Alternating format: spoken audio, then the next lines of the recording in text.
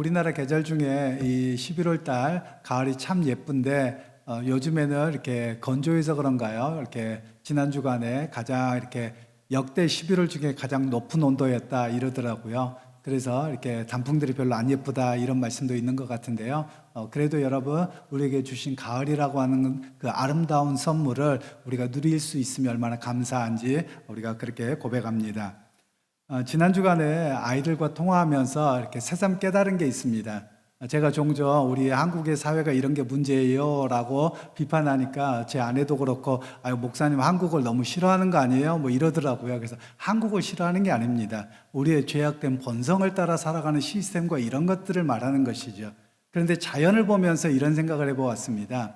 아이들과 대화하면서 아빠 진짜 브라질 우라질이에요 뭐 이제 이렇게 표현을 하는 거예요. 그래서 왜 그랬더니 그냥 산에 가보고 싶어서 산을 갔다는 거예요. 근데 상파울루에는 산이 없습니다. 조금 높은 데가 있는데 페드라 그런지라 그래서 큰 바위란 뜻입니다. 조금 높은 국립공원이 있어요. 근데 거기를 들어가는데 아빠 돈이 얼마인 줄 알아? 그러는 거예요. 그래서 왜 그랬더니 50페아이스야 이러는 거예요. 50페아이스를 그냥 단순하게 돈 비교로 하면 한 15,000원 정도밖에 안 됩니다만 경제 규모와 경제 그 여러 가지를 비교하잖아요. 그럼 35,000원에서 5만 원 정도가 됩니다. 훨씬 더 비쌀 수도 있어요. 그런데 아빠 가는 것까지는 좋아. 돈 된 것까지는 좋아. 근데 아빠 된 게 아무것도 없어. 한국에는 어딜 가든지 데크가 돼 있고 어디든지 안전하게 내 돈이 들어갔을 때 세금을 걷어서 어디다 쓰는 것이 눈에 보이는데 브라질은 아무것도 안 보여. 도대체 이걸 어디다 쓰는지 말이야. 속상해 죽겠어. 이러는 거예요. 그러면서 제 마음속에 드는 생각이 갑자기 이런 생각이 들었습니다.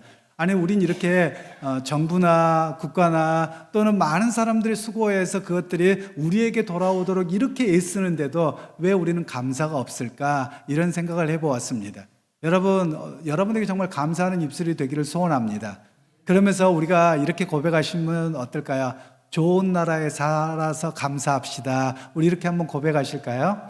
좋은 나라에 살아서 감사하십시다. 좋은 나라에 살아서 감사하십시다. 그렇습니다. 과거에는 우리나라가 생존하기에 무척 어려운 시대였습니다. 사계절이 있어서 거기에 맞추어서 살아가야 되는 그 삶의 환경이 무척 어려웠습니다.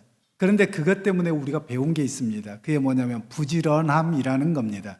왜냐하면 우리나라는 사계절이 있어서 부지런하지 아니하면 살 수가 없는 거예요. 이 혹한기의 계절이 11월 중순부터 해서 2월까지 갑니다. 꽃샘추위까지 굉장히 긴 기간이거든요. 그래서 부지런하지 아니하면 겨울을 날 수 없는 그런 삶입니다. 그러다 보니 좀 더 부지런하게 살고 열심히 살아야 됐습니다. 그래서 굉장히 발전한 나라가 되었던 것이죠. 그런 면에서 많은 이들의 어떤 고통과 희생과 아픔이 있었지만 그래도 이렇게 살아갈 수 있는 그 좋은 나라가 된 것이 얼마나 감사한가 이런 우리의 고백이 되었으면 하는 바람입니다. 그러면서 오늘 우리에게 주변 나라들을 보면 외국에 비해서 자연재해가 별로 없는 나라입니다. 물론 우리나라의 역사에서 보면 1000여 번 이상의 핍박을 받고 침략을 받았던 경험이 있고 그리고 근현대사로 오며 일제강점기와 6.25 전쟁으로 인해서 무척 고통스럽고 황폐하게 되었지만 그래도 모든 이들이 열심히 살고 또 노력해서 우리나라가 참 좋은 나라가 되었다 이렇게 말할 수 있을 것 같습니다. 특별히 우리나라와 같은 사계절을 가진 나라가 거의 없습니다. 사계절이어도 물론 요즘에는 뚜렷하지 않아서 조금 애매모호해지는 경향이 있기는 합니다만 그럼에도 불구하고 이런 사계절이 뚜렷한 나라가 없어요. 그러면 이렇게 생각을 좀 바꿔봤습니다. 사계절이 있어서 나쁜 점도 있고 좋은 점도 있더라고요. 나쁜 점은 뭐냐면 옷을 뭘로 맞춰 입어야 될지가 너무 어려운 거예요. 조금 입다 보면 그냥 바로 여름이 오고 입다 보면 가을옷 입자니 그렇고 겨울옷 입자니 그렇고 요즘이 가장 좀 애매하죠. 좀 이럴 때가 있기는 합니다. 그런데 조금 생각을 바꿔보면요. 사시사철마다 똑같은 게 없어요. 자연을 보고 산을 보면 똑같지 않습니다. 그래서 때로는 그것 때문에 우리가 먹고 살만하니 눈에 뵈는 게 달라지는 겁니다. 그래서 금강산도 뭐라고요?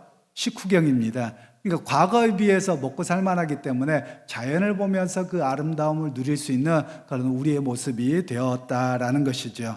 그런 면에서 우리가 주변의 전쟁과 또 기근과 재난의 이야기를 많이 듣습니다. 그들을 보면서 안타깝고 또 함께 해야 되기도 하지만 그에 반해서 오늘 우리의 일상이 무너지지 않도록 우리 하나님이 함께 하셨음에 대한 감사가 또한 우리의 모습 가운데는 있어야 될 줄로 믿습니다. 오늘 그러면서 성경에서는 우리에게 일상에 대한 감사 속에서 한 가지를 더했으면 좋겠다. 믿음의 사람들이 어떤 삶을 살아가야 되는가, 이런 이야기를 조금 더 깊게 하고 있는데요. 그러면서 오늘 첫 번째는 우리 사람들의 성품이 어떠하냐, 쉽사리 남을 판단하고 정죄하기가 일상인데 그렇게 하지 않는 것이 그리스도인의 삶이다라는 것을 먼저 이야기를 하고 있습니다. 1절로 4절 말씀을 우리가 다시 한번 합독하도록 하겠습니다. 믿음이 연약한 자를 너희가 받되 그의 의견을 비판하지 말라. 어떤 사람은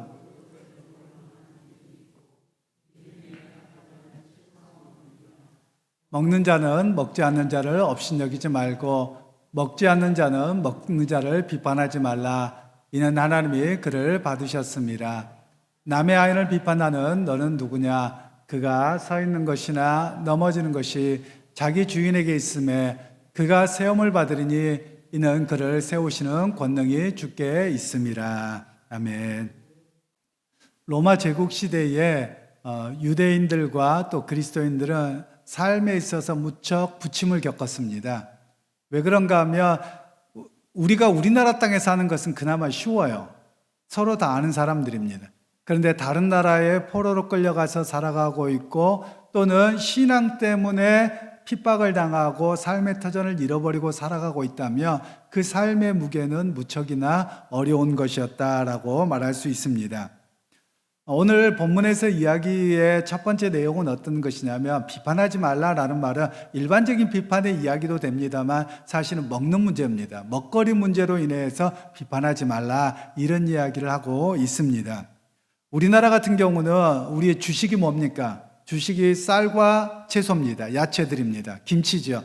그래서 우리는 이 겨울철에 김장만 해놓고 쌀만 갖다 놓고 있으면 그냥 배부르다, 먹을 수 있다, 이런 입장이 되어질 겁니다. 그러나 서양 사회에는 우리처럼 쌀과 야채가 주식이 아니라 고기가 주식입니다. 그리고 감자가 주식입니다. 그래서 음식이 조금 달라요. 여러분도 혹시 상식적으로 볼 때 여러분 야채와 채소와 고기 어떤 거가 더 소화가 잘 될 것 같습니까? 채소가 잘 될 것 같죠. 근데 채소가 더 잘 되지 않고요. 고기가 더 잘 됩니다.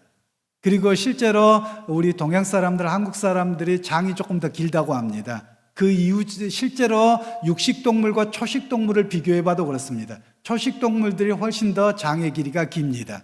그런 이유는 오랫동안 이것을 씹어서 우리의 운동 에너지로 바꾸려고 하면 그 시간이 오래 걸린다는 거예요. 그런데 육식이라고 하는 것은 순간적인 포만감은 있고 그리고 소화가 더 빠른 것이 일반적이라고 이야기를 합니다. 저의 이야기가 아니라 의사가 그러더라고요. 그래서 원래 우리가 음식을 먹을 때는 우리가 쌈을 싸먹는 것보다는 채소를 먼저 먹고 나중에 고기를 먹는 게 좀 더 나아요, 이런 이야기를 하더라라는 것이죠. 제가 이렇게 고기 이야기를 하는 이유는 우리나라가 고기가 더 좋다, 딴 나라가 좋다, 이런 이야기를 하려고 하는 게 아닙니다. 로마 시대에 이 먹는 문제, 고기 문제 때문에 문제가 생긴 거예요. 왜 그러냐면 로마 제국 시대, 특별히 로마 시대 안에서는 고기를 먹는 일이 흔한 일이었지만 어떤 사람들에게는 흔한 일이 아니었습니다. 우리나라도 과거에는 1년에 고기 몇 번이나 먹었습니까? 고기 먹기 참 힘들었잖아요. 그런데 지금은 언제든지 그냥 정육점에 가거나 심지어 핸드폰으로 주문만 해도 오더라고요. 그 정도로 흔한 사회가 되어져 있습니다. 거의 주식처럼 되어져 있지요. 그러나 과거에는 그렇지 못했습니다. 그런데 앞에도 말씀드렸지만 서양 사회의 주식은 감자와 고기였다고 말씀을 드렸어요. 그리고 밀가루지요, 빵이죠. 그런데 그들에게 이 고기를 섭취할 수 있는 길이 그리 많지 않았습니다. 물론 잘 사는 사람들은 자기를 위해서 소를 잡으면 되고 양을 잡으면 됐습니다. 그러나 그렇지 못한 사람들은 고기 한번 먹기가 무척 어려웠습니다. 그런데 고기를 살 수 있는 것이 어디냐면 시장이었습니다. 그런데 이 고기가 나올 때 루트가 좀 다릅니다. 여러분들 가운데 혹시 사업해 보신 분들은 유통이라고 하는 것을 보면 아실 겁니다. 언젠가 제가 지난 여름에 여러분들 아이스크림 사면서 봤더니 야, 이렇게 가격 차이가 나나 도대체 왜 그러는가 하고 인터넷에 찾아봤더니 유통 구조가 다르더라고요. 즉 슈퍼마켓에 가는 것과 또 대형마트에 가는 것, 편의점에 가는 것, 인터넷에 가는 것 다 다른 거예요. 그래서 가격 차이가 2배, 3배까지도 나는 거예요. 그래서 유통이라고 하는 것이 이런 거구나라고 생각을 했습니다. 로마 시대 때도 유통이 그러했습니다. 일반적으로 많은 사람들이 자기가 복받기를 위해서 로마의 신전에 가서 제사를 드렸습니다. 우리가 아시는 것처럼 로마 신화 이야기가 많잖아요. 뭐 제우스다, 나이키다, 무슨 비너스다, 뭐 이런 수많은 신들의 이야기가 있잖아요. 또 포세이돈이다, 이런 이야기들이 있잖아요. 사실 이 이야기가 우리가 만화로 보거나 그러면 재미있지만 사실 우리 그리스도인들에게는 무척 불편한 겁니다. 불편하다기보다도 오히려 우리에게는 합당하지 않습니다. 그런데 로마인들은 일반적으로 이런 신들의 날짜들이 있습니다. 그걸 축일이라고 합니다. 그래서 그 날짜만 되면 소나 양이나를 잡아가지고 닭이나 잡아가서 매번 제사를 바치는 거예요. 근데 그 제물을 바치는 양이 어마어마하게 많았다고 합니다. 원래 신에게 바쳐지는 제물은 아무나 먹으면 안 되는 거예요. 또한 구약 성경에도 우리 그렇게 하지만 이방 종교도 마찬가지입니다. 그래서 당시에 신전에서 이걸 다 사용하지 못합니다. 그러니까 어떻게 하냐면 뒤로 돌려서 시장에 팔게 되는 겁니다. 뒷거래를 하게 된 거예요. 그래서 수많은 사람들, 좀 어려운 사람들은 시장에 가서 뻔히 너도 알고 나도 알고 할머니도 알고 며느리도 알고 그러면서 그냥 그렇게 사 먹었던 겁니다. 그런데 이것 때문에 문제가 되는 거예요. 유대인들에게 있어서는 이방인들이 잡은 고기를 먹지 않습니다. 요즘에 여러분들 잘 아시는 것처럼 이슬람 문화에 대한 이야기가 좀 나오죠. 이슬람을 보통 문화라고 하고 신앙생활하는 사람들을 무슬림이라고 표현을 합니다. 그리고 그 민족을 가리켜서는 아랍 민족이라고 합니다. 이란 사람들은 아랍 민족이 아니고요. 그래서 이란하고 이라크하고 왜 저렇게 싸우나 그러는데 민족이 다른 거예요. 그래서 이들에게는 어떤 내용들이 있냐면 고기를 잡을 때 그냥 이렇게 메카를 향해서 잡아야 되고 그리고 고통당하면 안 된다는 거예요. 순간적으로 죽여야 된다는 겁니다. 그래서 이런 음식을 이야기할 때 할랄 음식이라고 이야기합니다. 그런데 이 할랄 음식만이 아니라 유대인들에게도 동일하게 코쉐르라고 하는 음식의 규례가 있습니다. 그래서 그것을 지키고 살아가야 되는데 고기 먹고 싶잖아요. 그러니까 어떤 사람들은 뒤로 가서 뻔히 알지만 그걸 사온 거예요. 그런데 물론 유대인들은 그렇게 거의 하지 않았을 겁니다. 앞에도 말씀을 드렸던 것처럼 유대인들뿐만이 아니라 로마 교회는 유대인과 일반 이방인 그리스도인들이 같이 있었습니다. 그런데 이방인 그리스도인들은 옛날부터 시장에 가서 고기를 사 먹었어요. 아무 문제가 없는 거예요. 유대인들은 아예 안 먹었어요. 그러니까 서로 어떤 문제가 생기냐면 유대인 그리스도인들은 야, 그거 우상에게 드려진 거 너도 알고 나도 알고 뭐 다 알잖아. 근데 왜 그걸 사 먹는 거야? 라고 이야기를 한 게 된 겁니다. 그래서 오늘 사도 바울은 말씀하기를 시장에 나온 건 묻지 말고 먹으라는 거예요. 그런데 옆에 사람이 시험될 것 같으면 먹지 마라. 이런 입장에 있는 겁니다. 뭐와 똑같냐면요. 오늘 우리에게 만일 여러분에게 와서 제사 음식을 갖고 와서 먹으라고 한다고 하십시다. 그럼 나는 그 제사 음식을 그냥 준 거면 괜찮은데 꼭 제사 음식에는 신앙적인 어떤 종교적인 요소가 들어있거든요. 그런 경우는 먹지 않는 것이 좋은 것이고, 그러나 시장에 나가서 이 사람이 예수를 믿는 사람이 만들었는지 이단이 만들었는지 또는 우상을 섬기는 사람이 만들었는지 모르잖아요. 그러니까 그런 건 묻지 말라는 거예요. 그런 걸 가지고 시험 들고 뭐하고 이러지 말라라는 이야기를 오늘 본문에서는 하고 있는 겁니다.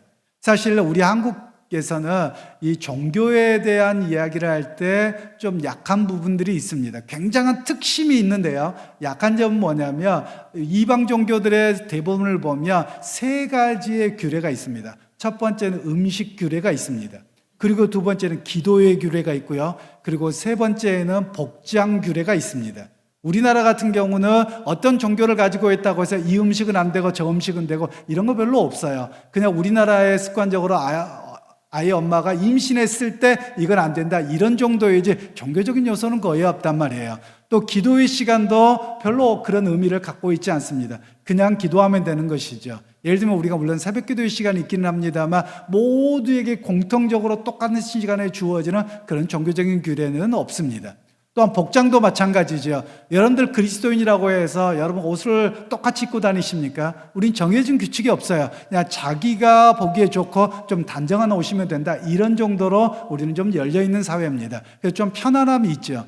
그러나 다 종교에 있어서 지금도 그렇지만 예수님 당시에는 이 세 가지의 규례가 무척이나 엄격했습니다. 그러니까 당시에는 유대교와 그리스도교가, 기독교가 아직 구분되지 않았던 시점입니다. 왜냐하면 이 문제로 인해서 유대인들은 여전히 과거에 유대교로부터 가졌던 그 신앙의 문화와 습관이 있죠. 그에 반해서 이방인 그리스도인들은 어떻습니까? 내가 여태까지 살아왔던 삶의 방식이 있었던 거예요. 근데 이것이 충돌한 겁니다. 신앙적인 모습으로 충돌을 한 거예요. 그에 대해서 사도 바울은 이야기하기를 오히려 이것은 본질의 문제가 아니라는 거예요. 이 본질의 문제를 아니는 것을 가지고 너가 시장에서 사온 고기를 먹었다고 비판하지 말고 또 그것도 안 먹는다고 하면 저 외식하는 사람들 그러면서 서로 비판하지 말라. 그리고 서로 이해하고 용납해라. 이런 메시지를 오늘 우리에게 주고 있는 것입니다. 그런 면에서 오늘 우리가 기억해야 될 일들이 있죠. 문제가 무엇이냐? 무엇을 먹느냐? 무엇을 안 먹느냐? 큰 문제가 안 된다라는 겁니다. 저희가 대학원 다닐 때 이런 경험들이 있었습니다. 학교 기숙사에서 선짓국이 나왔어요. 선짓국을 먹어야 됩니까? 말아야 됩니까?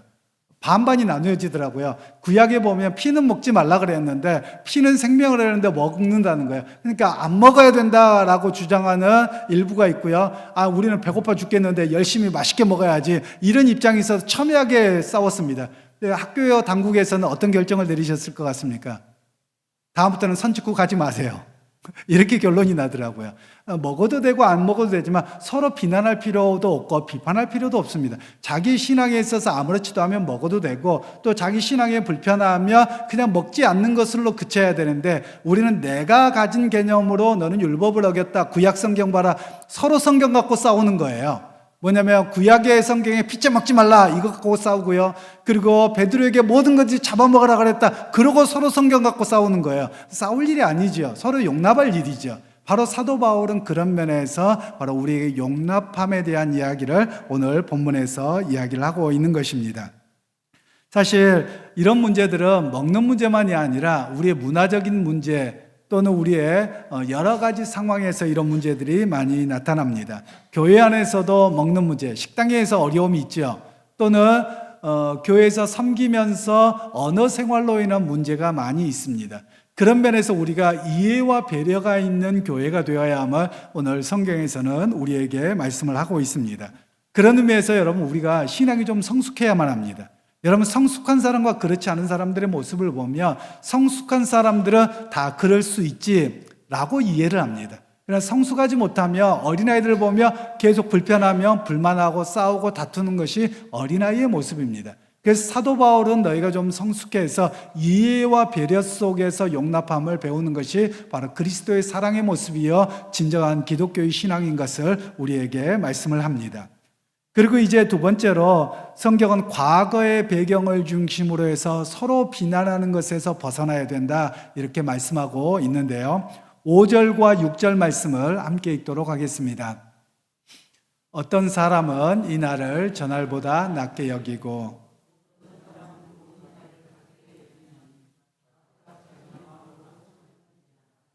나를 중히 여기는 자도 주를 위하여 중히 여기고 먹는 자도 주를 위하여 먹으니 이는 하나님께 감사함이요 먹지 않는 자도 주를 위하여 먹지 아니하며 하나님께 감사하느니라. 아멘. 제가 첫 번째 이야기 하려다가 빠뜨린 게 있네요.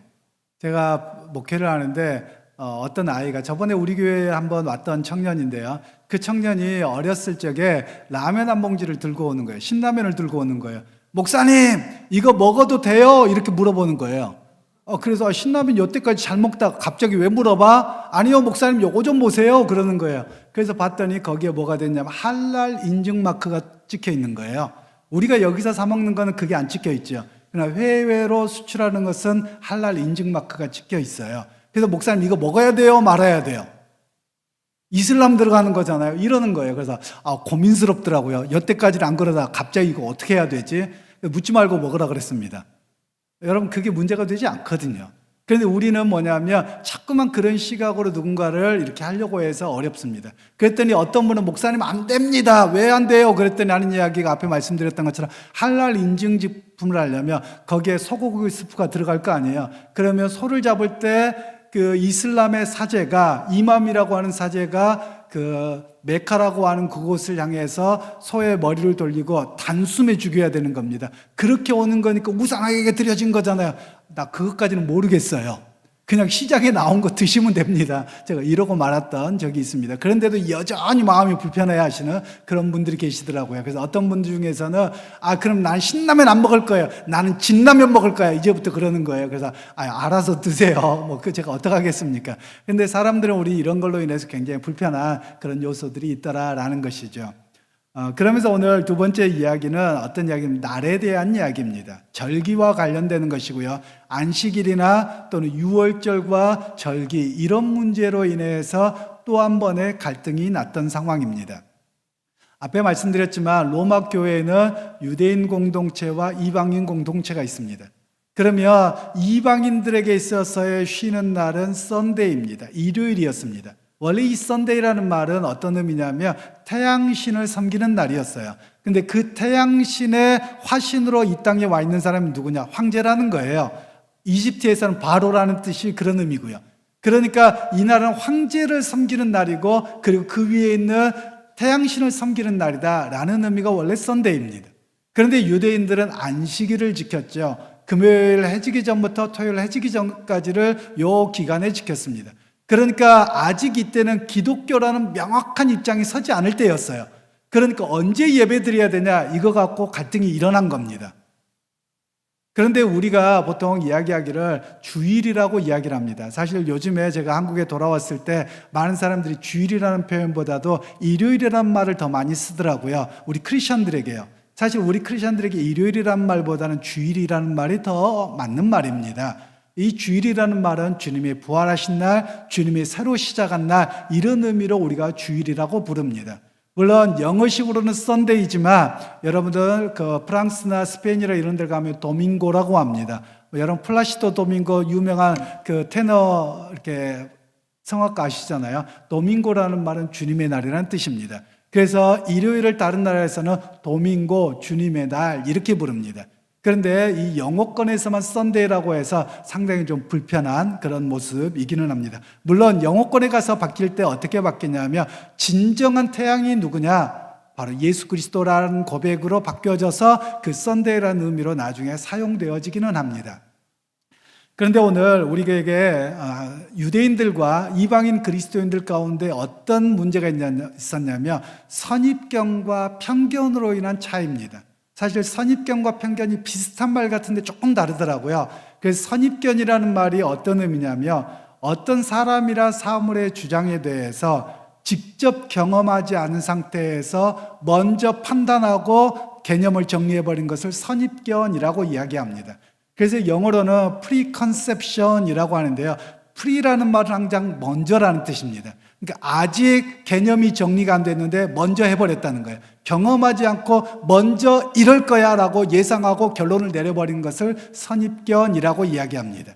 그리고 편견이라는 말은 한쪽으로 치우친 공정하지 못한 생각이나 견해를 이야기합니다. 근데 이거는 원래 어떤 뜻이냐면요.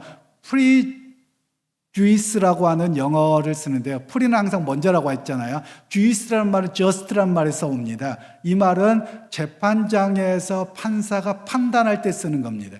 이 말은 아직 공정하게 결론이 나지 않았는데 뭐 했다는 거예요? 내가 먼저 이 사람은 이럴 거야, 나쁜 사람이야, 아니면 뭐야 라고 먼저 결정을 해버린 것을 편견이라고 하는 겁니다. 즉 유대인들이나 로마인들의 서로 이런 선입견과 편견이 있었다라는 거예요. 즉 무엇이냐면 저 이방인들은 로마 사람들은 썬데이 하니까 저 사람 제대로 된 예배 안 드리는 거야. 또는 이 로마의 일반 그리스도인들은 유대인들을 보면 아직도 저 구약에 묶여있는 저 인간들 이러면서 서로 선입견과 편견으로 해서 이해하지 못했던 겁니다. 그래서 그들에게는 다툼이 안식일날 예배드려야 된다 또는 썬데이 예배드려야 된다 이러고 아직 갈등이 있었던 상황이죠. 그런 가운데서 어떤 사람은 모든 날을 똑같이 여기고 다 하나님이 주신 모든 날로 같은 날이다 이렇게 이야기하는 사람이 있고, 어떤 사람은 요 날은 주님의 날이고 요 날은 내 날이다 이렇게 구분하는 사람들이 있었다는 겁니다. 그런데 그것 다 중요하지 아니하고 다 자기 주관이고 자기 편견이지, 오히려 우리 모두는 주님이 기뻐하시는 우리의 삶을 따라 살아가는 우리의 고백이어야 함을 말씀하고 있는 겁니다. 즉 바울에게 있어서는 어떤 요일이 중요한 게 아니었습니다. 오히려 그가 이야기하는 중요한 건 뭐냐면 주를 위한 날이어야 된다라는 겁니다. 꼭 주일날만이 아니라 평일날의 모든 삶에 있어서도 주를 경배하고 주를 기뻐하게 하는 삶을 살아가는 것이 중요한 일이다라고 말씀을 하고 있습니다. 물론 오늘 우리 그리스도인들에게 이 주일은 무척 중요한 날입니다. 주님을 부활하신 날을 예배하는 날이고, 또 주님께서 우리에게 은혜 베푸심을 함께 고백하고 찬양하고 나누는 그런 귀한 날이기는 합니다. 물론 여러분 혹시 이런 논리를 서로가 안 폈으면 좋겠습니다. 주일날 교회 안 나온다고 해서 당신은 천국 못 가, 또는 반대의 입장에서 꼭 교회 간다고 해서 천국 가냐? 사실 둘 다 옳지 않지요. 중요한 것은 이렇게 저는 꼭 그런 논리를 싸울 때 이렇게 이야기합니다. 그러면 예수님을 믿는 사람이 주일을 안 지킨다, 그 말이 맞느냐? 그것도 안 맞죠. 그러니까 결국은 뭐냐면, 우리에게 중심이 뭐냐면 내 중심에서 핑계를 대기 위해서 또 자기를 정당화하기 위해서 하는 것이 옳은 일이 아니라, 과연 주님을 위해서 어떤 기쁨의 날로 지킬 것이냐, 예배할 것이냐, 이것이 더 중요함을 우리에게 말씀을 하고 있습니다. 즉 우리에게 말씀하고 있는 것은 우리가 가지고 있는 종교적 관습 또는 과거의 우리 문화, 이런 것들로 인해서 남을 쉽게 정죄하지 말라라는 말씀이죠. 제가 전에도 말씀을 드렸습니다만 우리가 언어가 좀 많이 바뀌었으면 좋겠다고 하는데 잘 안 바뀌시더라고요. 그래서 뭐가 안 바뀌는가 이렇게 여러분 생각하실 텐데요. 틀렸단 말을 좀 하지 말고 내 생각은 다른데요 좀 하라 그랬는데 안 그러시더라고요. 여전히 틀렸다고 이야기를 하더라고요. 그래서 예를 들면 어떤 사람이 라면을 끓일 때 여러분 어떻게 끓이십니까? 먼저 라면을 끓일 때 스프를 먼저 넣고 끓이십니까? 물을 다 끓인 다음에 면을 넣고 그 뒤에 스프를 끓입니까? 입장이 다른 거예요. 저 같은 경우는 물이 팔팔 끓으면 면을 넣고 그 마지막에 스프를 넣습니다. 그런데 어떤 사람 아까 목사님 틀렸어요 그러면 틀리기를 못 틀려요. 이렇게 끓여도 맛있기만 하고 똑같은데요. 그런데 우리는 뭐라고 표현하냐면 틀렸어 이렇게 표현한다는 말이에요. 그러니까 틀렸다는 말을 듣는 순간 마음이 속상한 거예요. 즉 오히려 우리가 해야 될 일은 나는 이렇게 해요, 나는 좀 달라요, 이렇게 이야기를 하면 좋겠다라는 것이죠. 바로 예수님 당시에 그리고 사도 바울 당시에 교회에서 이랬다는 거예요. 로마 그리스도인이나 유대인 그리스도인들이나 서로 문화적인 배경이 다르고 종교적인 신앙적인 요소가 다릅니다. 그러면 서로 다름을 인정하면 되는데 다른 게 아니라 틀렸다고 지적함으로 인해서 갈등의 문제가 생겼던 이야기를 오늘 성경에서는 이야기를 합니다. 마치 오늘날 우리가 그럼 이런 일을 삶에서라고 하면 교회에서는 어떤 일이 일어나느냐? 우리가 예배 시간을 변경한다고 하십시다. 그러면 꼭 갈등이 있습니다. 11시여야 된다는 거예요. 여러분 그건 진리 문제가 아닙니다. 왜 그러냐면 예수님 당시 이후에 초대교회 때는 11시에 예배를 드린 적이 없어요. 오히려 그들이 예배 드렸던 시간도 정해지지 않습니다. 왜냐하면 많은 사람들이 일하고 집에 돌아와야 되는데 오늘날처럼 8시간 일이 보장된 시점이 얼마 안 되잖아요. 우리나라만 보더라도 그렇잖아요. 그럼 일 끝나고 저녁 때 와서 예배 드려야 되는 거예요. 그러니까 사람들이 어떤 사람들은 좀 일찍 온 사람들은 밥 먹고 있고 그리고 올 때까지 기다리는 거예요. 그러니까 밤 10시가 될 수도 있고 언제가 될지도 모르는 거예요. 정해놓은 시간이 없었던 거예요. 그래서 그들이 어떻게든지 한 사람마다 다 모여서 예배 드리는 것이 중요했는데 유대인들과 이 로마 그리스도인들의 다툼이 뭐였냐? 정해진 시간, 요때 아니면 하나님이 예배 안 받으셔 뭐하고 이러고 맨날 싸웠다는 거예요. 사실 그것이 중요한 것이 아니라 뭐가 중요하냐? 예배 시간, 이 말씀은 또 여러분 예배 늦게 와라 이런 말씀을 하는 게 아니에요. 혹시 여러분들 중에 목사님이 예배 드리는 게 중요하지 시간이 안 중요하다더라 또 이래가지고 저를 곤란하게 하지 않으셨으면 좋겠어요. 중요한 건 뭐냐면 예배를 드리는 것이 중요하다는 거예요. 예배를 드리고 하나님을 만나기 위해서 오는 것, 말씀을 듣기 위해 오는 것, 그것이 중요한 것인데 우리는 뭘 이야기합니까? 시간을 지켰니? 11시 아니면 예배 안 되니? 자리를 옮기면 안 되니? 뭐면 안 되니? 우리는 여기에 매몰되어 있더라라는 겁니다. 여러분, 제가 외국에 나갔더니 외국 교회는 또 10시 20분 이러고 예배를 드리더라고요. 하려면 30분이든지 딱 정각 이러고 해야지 왜 그러는 거야? 라고 하게 되더라고요. 그래서 저도 선입견이더라고요. 여러분, 이건 다 선입견입니다. 그러니까 여러분, 이런 것에 매이지 말라는 거예요. 사실 우리가 교회를 사랑하는 마음들이 있습니다. 교회를 헌신하는 마음들이 있습니다. 그러면서 우리는 어떻게 이야기했냐면 내가 가진 것이 정답인 양 이거 안 하면 큰일 날 것처럼. 여러분, 하나님은 그렇게 안 하세요. 여러분, 옛날에는 우리가 시골 교회였고 옛날에 못 살 때는 다 11시에 예배 드렸어요. 그런데 요즘엔 도시가 되면서 지금 우리만 해도 어떻습니까? 9시 예배 드리고요, 11시 예배 드리고요, 저녁 7시 예배 드리잖아요. 시간도 조금 변경되잖아요. 하나님이 몇 시에 예배 드리라는 말씀 안 하셨거든요. 그래서 우리의 상황과 우리의 처지에서 어떻게 하나님을 잘 예배할 것이냐, 이게 더 중요하다라는 말씀입니다. 그런데 많은 사람들이 예배 시간 좀 변경하려고 하면 꼭 어때요? 목사님, 예배 시간은 11시예요. 언제 하나님이 그 시간에 하라 그랬어요? 안 그러셨어요. 그러니까 그런 걸 가지고 여러분 목숨 걸지 말자라는 겁니다. 사도 바울은 오늘 그런 이야기를 우리에게 하고 있는 겁니다. 날이 중요하냐? 이건 예배와 관련되어진 것인데 그것이 중요한 것이 아니라 주를 위한 예배 그 자체가 중요한 것이지 실제로 다툼의 문제는 시간과 날짜와 이런 것들로 인해서 갈등이 있어서 오히려 그렇게 하지 않아야 됨을 오늘 말씀을 하고 있습니다. 그러면서 이제 오늘 세 번째로 우리 그리스도인은 어때야 되느냐? 자신이 가지고 있는 문화적인 배경이나 종교적인 습성을 뛰어넘는 사람이 되어야 함을 오늘 성경에서는 말씀하고 있습니다. 7절로 10절 말씀을 우리가 다시 한번 합독하도록 하겠습니다. 우리 중에 누구든지 자기를 위하여 사는 자가 없고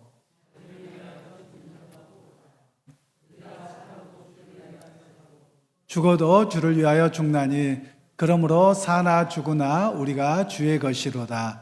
이를 위하여 그리스도께서 죽었다가 다시 살아나셨으니 곧 죽은 자와 산 자의 주가 되려 하심이라. 내가 어찌하여 내 형제를 비판하느냐? 어찌하여 내 형제를 업신여기느냐? 우리가 다 하나님의 심판대 앞에 서리라. 아멘. 오늘 그리스도인의 삶의 중심은 무엇이어야 되느냐? 예수 그리스도의 함을 이야기합니다. 그런데 우리의 많은 대화들 속에서 보면 겉으로는 그리스도고 교회 중심인 것 같은데 다 뭐냐면 나 중심이에요. 그래서 내가 불편한 거예요. 여러분, 예배 순서도 마찬가지고요. 그리고 찬양도 마찬가지고요. 숱한 많은 것들이 나 익숙함이 먼저라는 거예요. 나 익숙함에서 불편하면 틀렸다고 말하고 비판하는 것이 우리의 일반적인 모습이더라라는 겁니다. 여러분, 오늘 사도 바울을 통해서 주께서 말씀하시는 것은 그것을 뛰어넘어야 된다는 거예요. 우리가 가지고 있는 종교적 선입견, 그리고 내가 갖고 있는 편견을 뛰어넘어서 주를 위한 예배자로 서야 됨을 우리에게 말씀을 하는 겁니다. 여러분, 어떤 분들 중에는 그런 경우가 있죠. 물론 자기가 익숙하게 자리에 앉는 경우가 있습니다. 자기가 평소에 앉던 자리에 못 앉으면 예배를 못 드리는 분들이 있어요. 여러분, 이거 큰 문제입니다. 여러분, 아무 데서나 예배 드릴 수 있어야 돼요. 여러분, 예배 순서가 좀 달라져도요, 아무렇지 않게 예배 드릴 수 있어야 돼요. 왜냐하면 우리가 누구를 바라보냐면 하나님을 바라보고 예배 드리는 것이지 나 익숙함이 아니거든요. 그런데 우리는 내가 익숙하지 않는 찬양 또는 익숙하지 않는 예배 순서 그러면 오늘 예배 하나도 못 드렸어. 중심이 흐트러진 것이죠. 그런 면에서 우리에게 변화가 있어야 함을 말씀을 하고 있습니다. 여러분, 혹시 그거 아시나요? 관성의 법칙이라고 하는 것을 아시나요? 고무줄을 가지고 있으면서 이렇게 잡아당깁니다. 힘이 있을 때는 이렇게 있어요. 근데 고무줄을 놔버리는 순간 원래 모습으로 돌아가는 거예요. 이게 관성의 법칙이라고 하는 겁니다. 이게 과거의 회귀성이라고 말하는 겁니다. 즉 우리의 삶은 예수를 믿고 신앙생활을 해서 변화를 한 것 같은데 실상의 모습에 보면 과거로 자꾸만 돌아가는 습관이 있는 겁니다. 그러면 여러분, 조금이라도 여기를 변화를 주려면 긴장을 놓아서는 안 된다라는 거예요. 그런데 우리는 많은 경우에 요 정도면 됐지요 라고 하는 그 순간 여러분 어떻게 됩니까? 돌아가 버립니다. 그래서 그 힘을 계속 유지해야지만 그나마 변화가 있다라는 것을 우리에게 말씀하고 있는 겁니다. 예를 들면 이제 여러분, 제가 2024년 교회에 이렇게 목회 계획을 세우고 기도 중에 있습니다. 또 장로님들과 또 여러 가지 계획들을 세워야 되겠죠. 어떤 분들은 혹시 이러지 않으셨으면 좋겠습니다. 정답을 다 알고 있는데요. 목사님, 기도하면 돼요. 저도 알아요. 근데 기도한다고 여러분의 인생에서 어떻습니까? 고난이 있고 어려웠을 때 기도하면 다 돼요. 기도하세요. 이래 보세요. 여러분, 아니 나는 지금 힘들어 죽겠는데 기도하고 있는데도 당장 안 돼서 죽겠는데 왜 그래요? 여러분 이러지 않겠습니까? 그런데 너무나도 쉽사리 이렇게 표현을 하고 있더라고요. 오히려 좀 이렇게 바꿔줬으면 좋겠어요. 목사님 힘내세요. 기도하고 있습니다. 힘내서 하십시오. 여러분 이게 우리가 해야 될 말이지 않을까요? 그런데 은연중에 우리가 하는 이야기에 기도하면 다 된다는 거예요. 그러면 가끔 드는 생각이 있죠. 기도하는데 그것밖에 못하면서 본인은 기도 안 하나 보네. 이런 생각이 드는 것이죠. 그래서 우리가 쉽사리 그런 이야기를 통해서 정죄하는 입술이 되지 않아야 됨을 오늘 우리에게 말씀을 하고 있습니다. 사실 우리가 모르지 않습니다. 기도하고 하나님이 인도하시면 될 것을 바라보고 나갑니다. 그렇다면 우리가 해야 될 일들은 서로가 마음 상하지 아니하도록 기도하고 힘을 불어넣어 주는 것이 필요합니다. 여러분 2024년에 사실 어떤 계획들이 이루어질지 제가 여러 방면으로 의사들을 타진합니다. 저도 정답이 없습니다. 제가 하나님 앞에 특별 계시를 받아서 내년에 이렇게 해라 정답 받은 거 없어요. 그래서 어떻게 하면 우리 교회가 좀 더 은혜롭고 또 그리고 어떻게 더 규모 있게 이렇게 나아갈 것인가에 대한 고민과 기도와 그리고 대화들을 하는 것입니다. 그런데 종종 듣다 보면 자기가 가지고 있는 것이 정답이에요. 그러면 가끔 이런 생각이 들죠. 아니 여러분 생각해 보세요. 교회를 위해서 여러분도 기도 많이 하시겠지만 여러분과 저의 고민과 기도의 시간의 차원이 어떻겠습니까? 저는 다각도로 고민합니다. 그런데 어떤 분들 같은 경우는 자기가 알고 있는 게 전부인 거예요. 그래서 제일 어려운 거예요. 여러분 오늘 우리가 좀 그런 열려있는 마음이 있었으면 좋겠어요. 사실 로마 시대의 유대인 그리스도인들과 이방인 그리스도인들이 뭐가 문제였냐면 자기가 알고 있는 게 전부였어요. 그러니까 자기만 정답이라고 이야기하는 거예요. 여러분 이런 우를 범하다 보면 어떻게 되는 줄 아세요? 예수님과 갈등을 일으켰던 바리새인들 보세요. 그들이 나쁜 놈들이 아니에요. 그들이 못돼서 어찌든지 지옥 갈 놈들이 아니란 말이에요. 오히려 그들도 유연성을 잃어버렸을 때, 즉 중심이 하나님이어야 되는데 그것이 아니라 내가 익숙했던 습관과 문화가 그것이 먼저가 되어버리니 주객이 전도되어서 예수님과 갈등을 일으켰고 오히려 예수님으로부터 버림받은 사람이 되어버렸다라는 겁니다. 우리 역시 마찬가지라는 거예요. 즉 우리의 중심은 주님이어야 되는데 그것이 아니라 내가 경험한 것이 우선이고 내가 하는 것만이 정답이라고 한다면 여러분 그건 답이 없는 거예요. 사실 우리 교회에 어떤 것이 적합할지 여러분 잘 모릅니다. 이것도 해보고 저것도 해보고 노력해야 되는 겁니다. 여러분 인생에도 그렇지 않습니까? 우리 여자분들은 어떻게 하십니까? 그냥 내가 잘하는 거 맨날 해서 줍니다. 그럼 지가 알아서 입 맞춰서 먹어야지. 여러분 그렇게 하십니까? 아니면 자녀들 키울 때 어떻게 하면 이 아이가 좀 더 밥을 안 먹는 아이가 잘 먹게 할까? 이것도 해보고 저것도 해보고 그렇게 하는 거 아니겠습니까? 교회도 마찬가지입니다. 교회도 어찌 보면 우리가 어떻게 하면 하나님이 기뻐하시는 공동체로 더 바르게 살 것인가? 이것도 하고 저것도 하고 고민도 하고 시도도 해보고 끊임없는 노력의 변화가 있어야 됨을 우리에게 말씀하고 있는 내용들입니다. 그런 면에서 여러분 혹시 제가 이렇게 이야기하면 이렇게 생각 안 하셨으면 좋겠습니다. 아이고 목사님 목회하는데 누가 스트레스 엄청 줬나 보다. 스트레스 안 주셨어요. 스트레스 줘서 하는 이야기가 아니라 오늘 성경에서 나오는 이야기가 그렇습니다. 즉 그들이 예배하는 문제, 날짜 문제, 그리고 먹는 문제 이런 것들로 인해서 이 로마 교회가 갈등이 있었어요. 오늘 우리에게도 이런 문제가 여전히 있더라라는 겁니다. 그래서 우리가 좀 해야 될 일들이 있습니다. 좀 나와는 다른 일이라도 또 나와는 생각이 좀 다르더라도 하나님의 교회를 위한 일로 나간다면 함께 합력하고 기도해야 될 필요성들이 있습니다. 어떤 분들은 이러시면 안 됩니다. 내가 하면 하는데 내가 안 하면 안 해. 그리고 뒤로 빠지는 것도 올바른 모습이 아닙니다. 오늘 우리가 해야 될 일은 주님을 위한 일이라면 조금 양보하고 맞춰가는 그런 노력들이 우리에게 필요함을 오늘 성경에서는 말씀을 하고 있습니다. 그런 면에서 오늘 우리에게 성경은 말씀합니다. 우리가 그냥 살아온 삶의 방식으로 살잖아요. 그럼 그것을 가리켜 세상의 삶의 방식이라고 이야기합니다. 그래서 복음을 위한 삶의 방식은 뭐냐? 살든지 죽든지 그리스도를 위하여예요. 그러면 이렇게도 하고 저렇게도 할 수 있는데 그 중심이 그리스도를 위하고 교회를 위한 일이라면 함께하는 것이 옳은 일이라는 거예요. 그런데 내가 갖고 있는 것이 정답이냐 그렇게만 하고 있다면 그것은 세상적인 사고방식이고, 그리고 완전히 자기에 눌려있는 자기만의 종교를 갖고 있는 모습이라고 오늘 성경에서는 말씀하고 있는 겁니다. 그래서 오늘 우리에게 갖고 있는 문화와 또 습관과 이것들을 뛰어넘어서 변화가 있을 때, 그리고 그리스도를 위한 중심의 신앙으로 서야 함을 오늘 성경에서는 말씀하고 있습니다. 그런 의미에서 여러분, 오늘 우리의 삶의 자리에서도 마찬가지입니다. 제가 교회 이야기를 했지만 삶의 자리에서도 주님을 위한 일이라면 양보할 수 있어야 되고요, 주님을 위한 일이라면 이해할 수 있어야만 합니다. 나와는 다를 수 있는 것입니다. 우리가 처음에 선교를 하거나 이럴 때 우리가 잘 이해하지 못했던 것들이 있습니다. 외국에 나갔더니 예배 시간이 밤 예배인 거예요. 그리고 아프리카 쪽에 갔더니 이 사람들은 앉아서 예배를 드리지 않는 거예요. 다 일어나서 막 엉덩이를 흔들고 이러고 춤추고서 노래를 부르는 거예요. 그러니까 우리는 뭐냐면 저 사람들이 무슨 예배를 드리냐고, 예배는 경건하게 목에 힘주고 이러고 불러야지, 이렇게 했단 말이에요. 그러고 봤더니 그들은 예배가 더 뜨겁고 은혜가 큰 거예요. 그러면서 우리가 못해서 가끔은 하고 싶을 때가 있더라고요. 근데 몸이 안 움직여요. 그래서 참 부럽다 이런 생각을 할 때가 있거든요. 그처럼 여러분, 예배라고 하는 것은 그 양식이나 형태나 이런 게 중요한 게 아니라 하나님을 향해서 온전한 예배가 된다면 그 자체가 기뻐하는 일이다라는 것입니다. 그래서 여러분, 오늘 우리 시대가 젊은 세대나 기성세대나 뭐 전통 예배가 옳다 또는 열린 예배가 옳다 다 옳습니다. 또 다 틀릴 수도 있습니다. 왜냐하면 정죄하는 방향으로 간다면 다 틀린 것이고요, 하나님을 예배하고 의지하고 온전하게 가는 것에 있다면 다 옳은 것입니다. 그래서 우리에게 성경에서 말씀하고 있는 것은 비판하고 정죄하기보다도 이해와 배려와 용납 속에서 그리스도를 위한 일이라면 함께 해야 된다는 말씀을 오늘 우리에게 말씀을 하고 있습니다. 그런 의미에서 여러분이 이해와 용납의 모습들이 많아지기를 소원합니다.